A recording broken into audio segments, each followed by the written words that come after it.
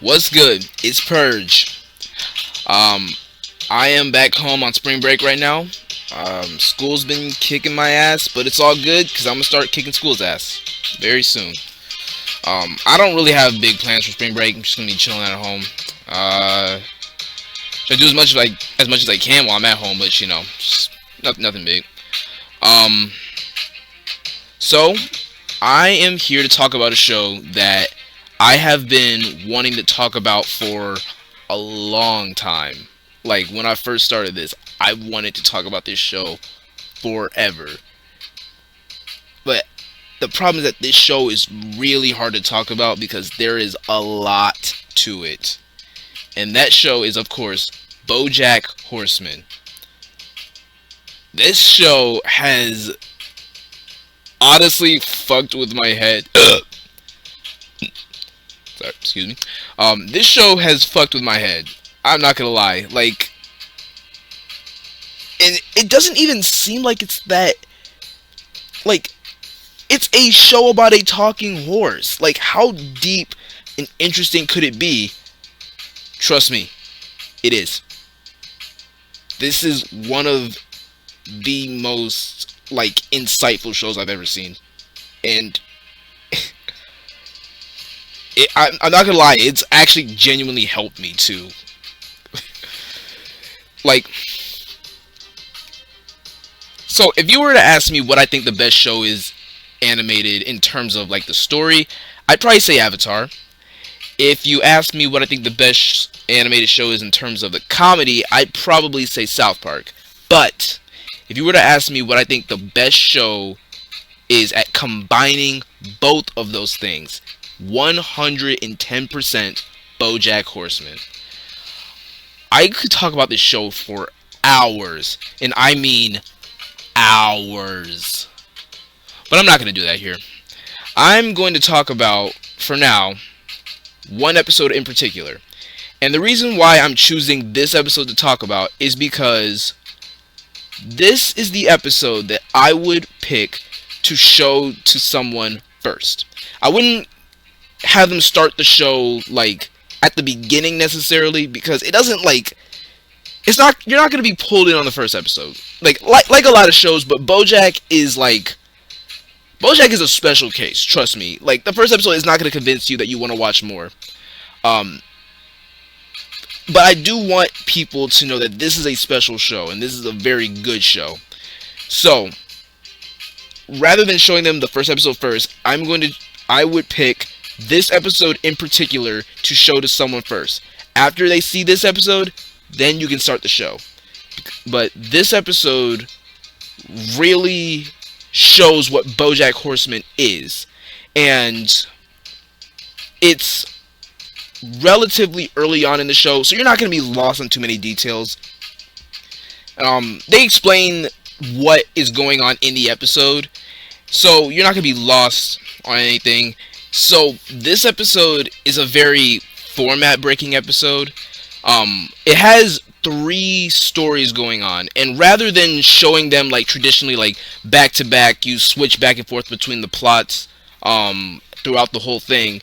They show each story in its entirety. They show the entirety of the first plot, and then the entirety of the second plot, and then the entirety of the third plot, rather than switching back and forth. They just show them all at once, and then you go to the next one. And that's an interesting way to start to tell a story, honestly. Just tell each story at once. Yeah. So this episode is called After the Party. It is season 2, episode 4, I believe. And it's the 16th episode of the whole show. 17 if you include the Christmas special. But so it's pretty early on in the show. You're not gonna be spoiled on much. But basically in the episode, I'm not gonna waste time explaining who these characters are. You'll find out soon. But in this episode, it's Diane's birthday, and she enjoyed it. She just spent it with Mr. Peanut Butter doing all her favorite things, and excuse me, excuse me. And she had a perfect day. until Mr. Peanut Butter reveals that he planned a surprise party at their house with all their friends. And Diane was not having it. They get into an argument, and that causes the party to end early. And basically, we see what each of the main characters were doing at the end or after the party. Thus the title. And it's split up into three different stories. The first part is Princess Carolyn and Vincent Adult Man.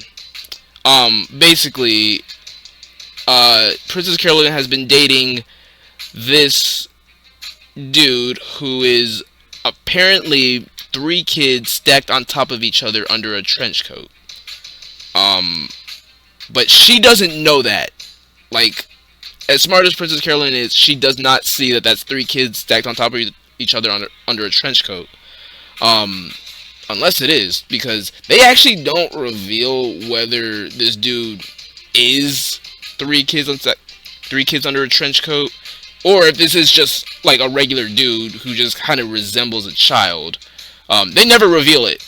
Like, they make it seem obvious. Like, I was expecting some kind of reveal, but no, they don't reveal it. Like, honestly, that's even funnier than any type of reveal. Like, that's actually pretty fucking crazy. They don't say it, but basically, she's driving and she sees a kid that looks like the person that she's dating, and she assumes that that's his kid. And the woman that he was with was her wife. And basically, she gets suspicious of him, and then he pulls up to her. He comes to her apartment, and he tries to explain everything.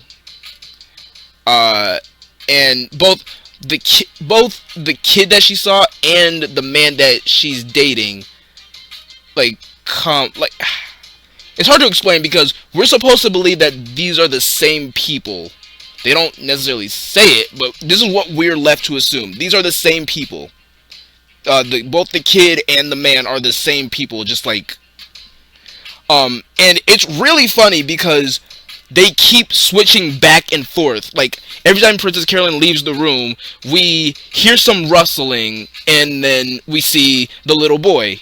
And he's like, where did Vincent go? It's like, oh, he did this, and then he's like, and then she leaves the room again, and then Vincent is back. It's like, okay, where's Kevin? This keeps going back and forth, and it's really funny. And it's like, the thing about it is that we're seeing it through Princess Carolyn's perspective. We're not seeing it through the perspective of this kid.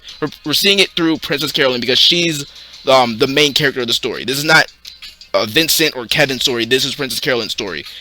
And what the story is Princess Carolyn is, well, she's a workaholic who doesn't have a lot of time for, like, a home life. And when she found that in Vincent, she was kind of sad to find out that, you know, maybe he's not the man that she's looking for. But, you know, that probably is the case. But they make a serious, like, story out of it just by how silly it is. They make a really serious story, and it's like, that's what BoJack does. It takes you know, like, real deep serious things, and they make it funny, you know, like, and this is how you do it, by having it be three kids in a trench coat. Also, while all this is happening, Todd is waiting in Princess Carolyn's car, and his phone and Princess Carolyn's phone fall in love. Basically, this is supposed to represent the technology with cellular. Actually, I have no idea what the fuck that was. Like, that was just the weirdest shit I've ever seen. But it was funny. So the second plot is BoJack, the actual main character of the show, and his girlfriend Wanda. They're having, like, relationship problems. They had just met each other. They just started dating, and BoJack's starting to think that, you know, maybe he's rushing into things because he doesn't know enough about Wanda to really think that they deserve to, or they think that they should He thinks that they should slow down a bit, and so Wanda tells this story. It's like about a planter and mulch or something. Like this planter had an extra bag of mulch and it was driving him crazy, and so this planter throws the mulch over a freeway, and that's the end of the joke. And BoJack is like, "Where's the rest of the joke?" It's like, "That's it. That's the end of the joke." And he's like, okay. And then at that moment, BoJack accidentally hits a deer with his car, and in this show, like the deer is gonna be anthropomorphized, so it's not just like he hit a deer; it's as if he hit a real person. But sometimes you hit deers with cars, so that's why they do that. But basically, they go off to find this deer. They have to go off in the woods to find the deer, and he accepts help from them, saying like, and while they're waiting at the hospital, Wanda tells another joke about his boyfriend, about this girl and her boyfriend, like in something or whatever, and basically the bag of mulch from the previous story ended up at the end of the other story, and he's like, guess who's in the back seat of the car? It's like the boyfriend. No, the bag of mulch. Like, oh, it's like, whoa, like you weren't seeing that coming, and it's just like, that is what BoJack is. You never know what is actually going to come back, and a lot of things come back in BoJack, which is why you have to pay attention. And then basically, Wanda ends by saying, yeah, some things take time. And with BoJack Horseman, you gotta take your time with it. You got to think. It's a show that makes you think. And so, that leaves us with the last story of the episode, and that is Diane and Mr. Peanut Butter. Excuse me. So basically, the argument that they got into at their party was whether a certain guy was dead. And that's such a very minor argument. Like, that's ridiculous. But the thing is, that minor argument is stacked on top of each other, on top of, like, really big arguments. One about, like, why won't you... It's like, why won't you listen to me? Like, I know that he's dead. It's like, you don't need to check that I'm right, you know? And there's also the fact that Mr. Peanut Butter threw Diane a party, even though Diane doesn't like parties, and it's shown throughout the rest of the show, like, how much Diane hates parties. And so, you're, like, as you watch the show, you're gonna see where Diane's frustration is coming from, but here it just seems like she's being ridiculous. But, and maybe she is, like, it kind of depends. Depends how you feel. But, basically, this argument kind of gets overshadowed by how fun they made the house for the party. Like, there's a lot of rooms. There's a ball pit. There's like a Starbucks. They have jelly. They have a Jello pool and everything. It's like Mr. Peanut Butter went all out for this party, and the reason why he did that is because he knows that Diane is about to go traveling to a very, like, war-torn country, and it could be dangerous for her. But and Diane was sad that she can't really, like, live her life because she's so devoted to Mr. Peanut Butter, and you know, like she's straight up said, like, you know, like, I need to do something more with my life. Like, I'm 35 now. First of all, Diane being 35, like, that surprises me, because, like, she does not look 35. But, like, she's just trying to say, like, hey, I'm trying to do a little more with my life, and I can't do that here, necessarily. Like, I have to do more things, and Mr. Peanut Butter is just kind of like, you know, I'm kind of chilling, you know, I just want to be happy with you, and it's like, well, we can be happy just accepting who we are or whatever. And like yeah, and I think, like, they make up for that, and, like, that's, I kind of like that. So yeah, like, BoJack is a show that makes you laugh, It can make you cry, and it makes you think. Like, that's what I think the show. That's what this show is, and I think this episode encapsulates this. I don't know if I said that right, but like it showcases that so well with these three plots that we get to see all at once.